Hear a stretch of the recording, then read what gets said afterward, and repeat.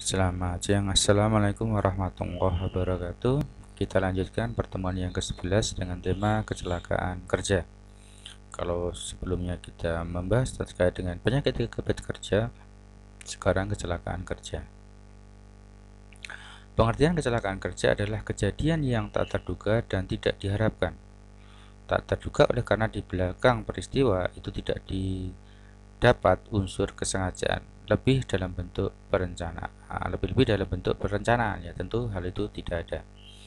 Maka dari itu peristiwa sabotase atau penindakan kriminal di luar ruang lingkup kecelakaan yang sebenarnya. Jadi betul-betul kejadian secara alami. Kecelakaan akibat kerja adalah kecelakaan yang berhubungan dengan pekerjaan pada perusahaan atau perkantoran. Hubungan kerja di sini dapat berarti bahwa kecelakaan terjadi karena pekerjaan atau pada waktu melaksanakan pekerjaan. Maka dalam hal ini terdapat dua permasalahan penting, yaitu kecelakaan akibat kerja yang langsung terkait dengan pekerjaan, bisa juga dengan kecelakaan terjadi pada saat pekerjaan sedang dilakukan. Maka di sana terdapat tiga kelompok kecelakaan. Kecelakaan akibat kerja di perusahaan dan perkantoran, kemudian kedua lalu lintas, dan yang di rumah. Kemudian penyebab utama kecelakaan kerja diantaranya peralatan kerja dan perlengkapan. Yang kedua, tidak tersedianya alat pengaman ataupun pelindung. Kemudian keadaan tempat kerja yang tidak memenuhi syarat. Kemudian pekerja itu sendiri yang kurang pengetahuan dan kehati-hatian. Kecelakaan adalah ada penyebabnya dan dapat dicegah dengan mengurangi faktor bahaya yang bisa mengakibatkan terjadinya kecelakaan. Kemudian akar penyebab kecelakaan dapat dibagi menjadi dua. Yang pertama, immediate cause. Kelompok ini terdiri dari dua faktor, yaitu unsafe action, jadi pekerja atau pekerjaan yang tidak aman. Kemudian yang kedua, unsafe condition, jadi lingkungan yang tidak aman.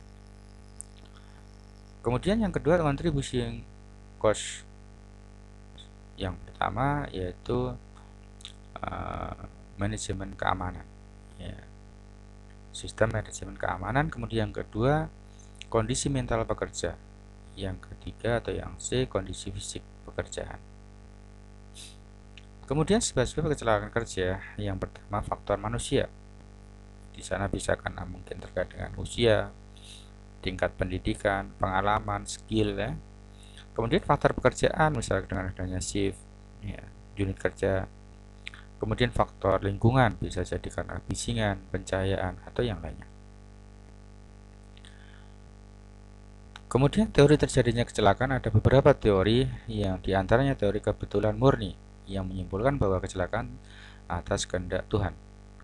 Yang kedua, teori kecenderungan, ya, kecenderungan untuk terjadinya kecelakaan. Teori yang ketiga, teori tiga faktor, ya, menyebutkan bahwa penyebab kecelakaan, peralatan, lingkungan, dan faktor manusia pekerjaan itu sendiri. Kemudian teori dua faktor, kecelakaan disebabkan oleh kondisi yang berbahaya dan tindakan yang berbahaya.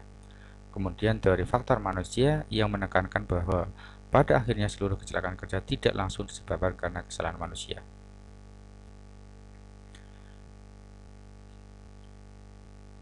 Kemudian kecelakaan kerja karena faktor manusia, di antaranya ketidakseimbangan fisik atau kemampuan tenaga kerja. Bisa karena mungkin berat badan, posisi tubuh, kepekaan tubuh, ya, ataupun mungkin terjadinya kecacatan pada fisik. Kemudian ketidakseimbangan kemampuan psikologi, ya, mungkin karena emosional, sakit jiwa, tingkat kecakapan, tidak mampu memahami, ya. Kemudian kurangnya pengetahuan, ya, kurang pengalaman, ya, jam terbang yang kurang orientasi, tidak fokus. Kemudian salah pengertian terhadap suatu perintah, ya, kurang terampil, kurang mengadakan latihan, dan yang lainnya. Kemudian yang kelima, stres mental, karena mungkin emosi yang terlalu berlebihan, beban mental yang berlebihan, ataupun orang yang sifatnya tertutup. Kemudian stres fisik antara lain yaitu badan yang sakit, bebas beban tugas yang berlebihan, dan dia kurang istirahat misalkan. Kemudian terjadi kelelahan sensor dan yang lainnya. Kemudian bisa jadi juga motivasi yang menurun, ya, kurang termotivasi. Mau bekerja bila ada penguatan atau ada iming-iming hadiah. Frustasi yang berlebihan, tidak ada umpan balik, ya, tidak mendapat intensif yang memadai, dan seterusnya. Maka dampak akibat kecelakaan kerja bisa menimbulkan kerugian bagi instansi, bisa juga bagi korban itu sendiri, bahkan bisa bagi masyarakat, bahkan juga negara. Kecelakaan kerja menyebabkan 5 jenis kerugian, bisa menyebabkan kerusakan, kekacauan organisasi, kelelahan, kelainan ataupun kecacatan, dan bisa juga menimbulkan kematian. Kemudian pencegahan kecelakaan kerja, pengamatan risiko bahaya di tempat kerja, diantaranya pengukuran risiko kecelakaan, penilaian risiko bahaya. Kemudian yang kedua, pelaksanaan SOP standar operasional prosedur secara benar di tempat kerja, pengendalian faktor bahaya di tempat kerja, apakah dengan substitusi, dengan eliminasi, dengan engineering control, ataupun administratif control, dan yang lainnya. Peningkatan pengetahuan tenaga kerja terhadap keselamatan kerja. Yang kelima, pemasangan peringatan ataupun rambu-rambu bahaya agar terhindar dari kecelakaan di tempat kerja. Kecelakaan kerja dapat dicegah, intinya perlu memperhatikan 4 faktor, apakah itu lingkungan manusia, alat, ataupun hal-hal yang membahayakan. Kemudian klasifikasi kecelakaan akibat kerja. Klasifikasi menurut jenis kecelakaan, bisa karena jatuh, tertimpa benda, tertumbuk, terjepit, gerakan-gerakan yang melebihi kemampuan, pengaruh suhu yang tinggi, terkena arus listrik, kemudian kontak dengan bahan yang berbahaya, ataupun jenis-jenis yang lain. Kemudian klasifikasi menurut penyebab, misalkan disebabkan oleh mesin, apakah pembangkit tenaga, mesin penyalur, atau yang lainnya. Kemudian alat angkat, angkat, mesin alat angkat, misalkan alat angkutan di atas rel, alat angkutan lain yang beroda, dan seterusnya. Kemudian peralatan lain, apakah itu bejana bertekanan, dapur pembakar, instalasi pendingin, listrik, alat listrik, tangga, ataupun yang lainnya. Bahan-bahan, zat, dan radiasi, bahan yang bisa menimbulkan ledakan, debu, gas, cairan, zat kimia, benda-benda yang melayang, bisa terhirup radiasi, bahan, dan zat yang lainnya. Kemudian lingkungan kerja di luar bangunan, di dalam bangunan, dan di bawah tanah. Penyebab lain yang belum termasuk golongan di atas, misalkan hewan dan penyebab yang lainnya. Penyebab yang belum termasuk golongan tersebut atau data tak memadai. Kemudian klasifikasi menurut sifat luka atau kelainan, bisa di sana patah tulang, dislokasi, sleo, mamar, bahkan bisa jadi amputasi, luka-luka, gegar, luka bakar, keracunan, dan yang lainnya. Klasifikasi menurut letak kelainan atau luka di tubuh, bisa pada kepala, leher, badan, anggota atas, anggota bawah, banyak tempat kelainan umum, dan yang lainnya.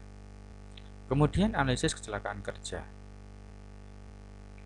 Analisis kecelakaan kerja merupakan suatu usaha mencari penyebab kecelakaan, mencegah kecelakaan serupa, juga sangat diperlukan dalam sistem statistik kecelakaan. Oleh karena itu, laporan analisis kecelakaan harus dapat menggambarkan hal sebagai berikut, diantaranya bentuk daripada kecelakaan, tipe cedera pada tubuh, anggota badan yang cedera akibat kecelakaan, sumber cedera misalkan objek, kemudian pemaparan bahan, kemudian tipe kecelakaan, peristiwa yang menyebabkan cedera, kondisi berbahaya, kondisi fisik yang menyebabkan kecelakaan, kemudian penyebab kecelakaan, objek, peralatan, mesin yang berbahaya.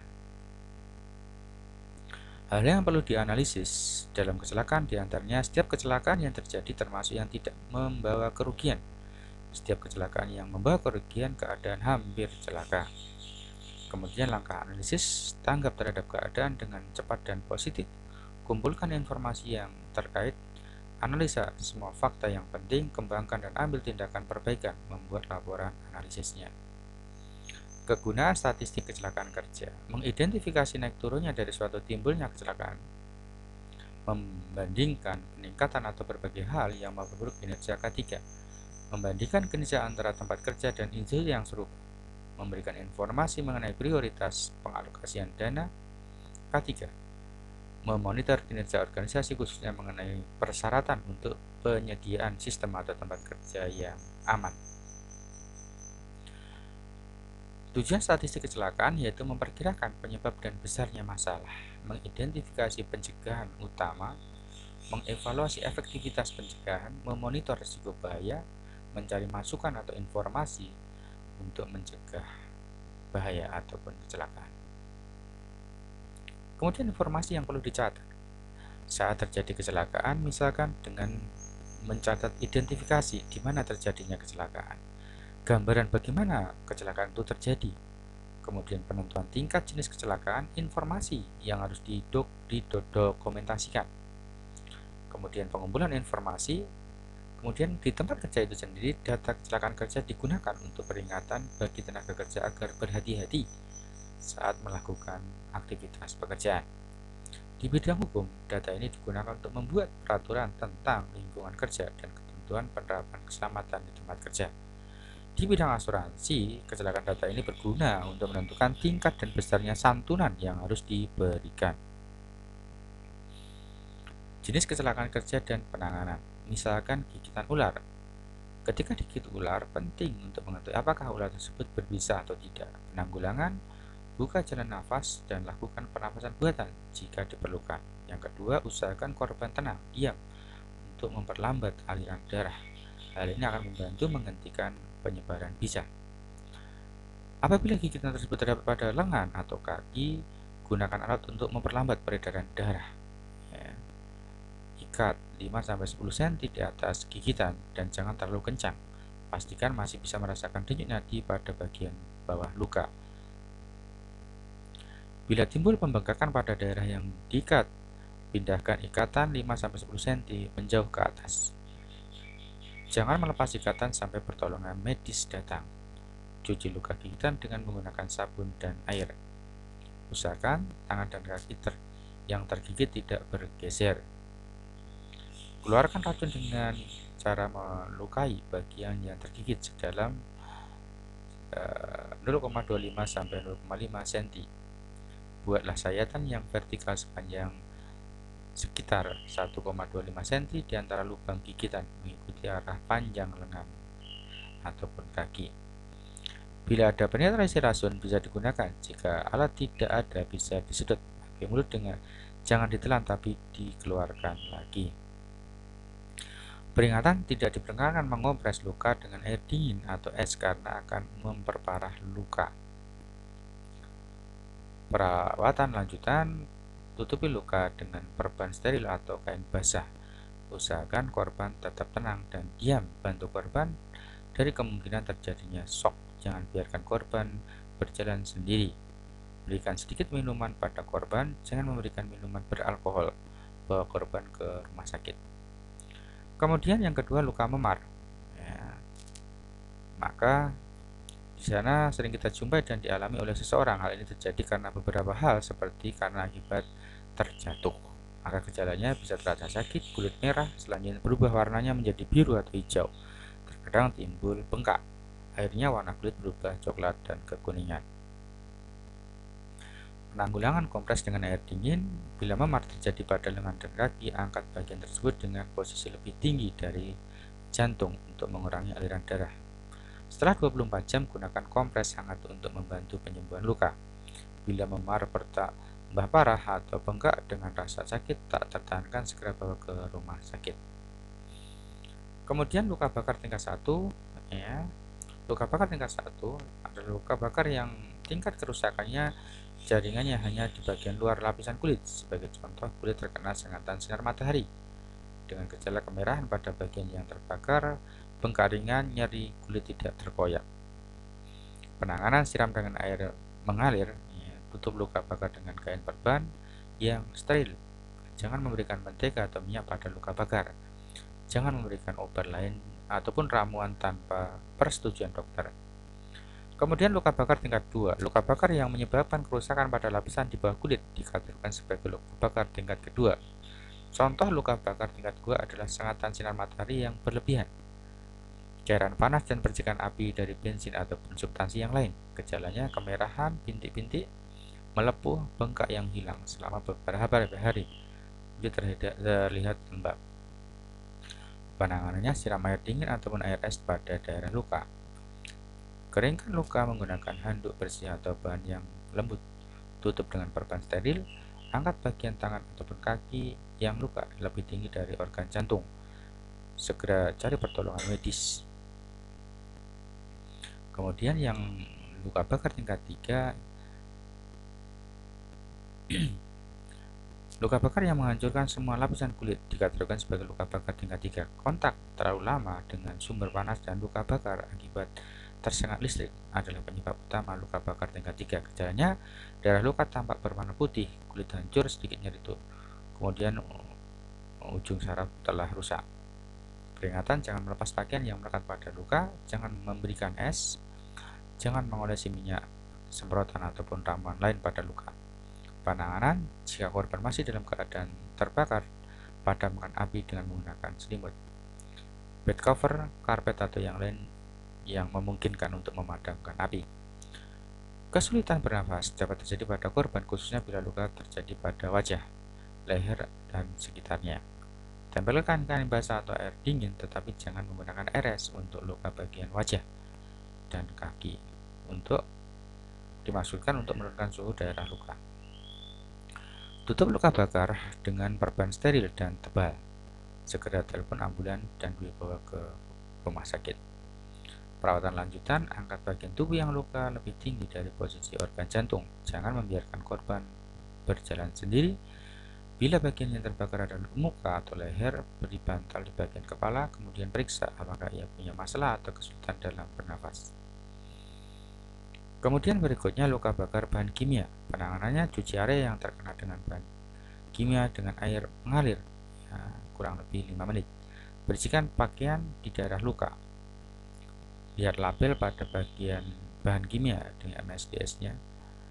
Cara penanganannya bagaimana? Tutup luka dengan menggunakan perban yang steril. Bawa korban segera ke rumah sakit. Kemudian luka yang tertutup. Luka seperti ini tidak dapat dilihat dari luar permukaan kulit dan tidak terlihat adanya goresan pada kulit. Gejalanya, terasa sakit pada bagian yang terluka. Korban muntah disertai darah, batuk atau disertai darah, tinja berwarna gelap pada urin yang keluar mengandung sel darah merah. Kulit terlihat pucat, kemudian kulit tubuh lembab, denyut nadi cepat tetapi susah diraba, napas cepat, pusing, bengkak, tidak dapat beristirahat, merasa haus. Penanganan, buka jalan pernafasan dan lakukan pernafasan buatan. Kemudian hubungi segera petugas medis.